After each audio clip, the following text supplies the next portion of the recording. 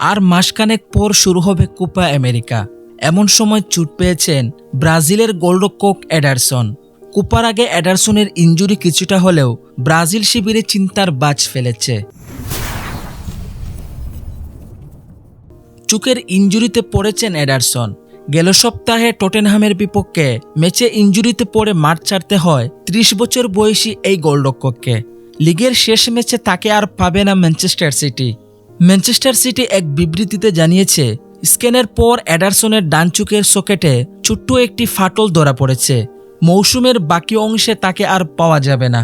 তবে ব্রাজিলের জন্য চিন্তার কারণটা একটু বেশি, কারণ আগামী ২০ জুন শুরু হচ্ছে কোপা আমেরিকা। আর এমন এক টুর্নামেন্টের আগে দলের গুরুত্বপূর্ণ খেলোয়াড়কে হারাতে চাইবে না তারা। যদিও কোপা আমেরিকার দলে আরও ২ জন গোলরক্ষক রয়েছেন, তাদের একজন লিভারপুলের এলিসন।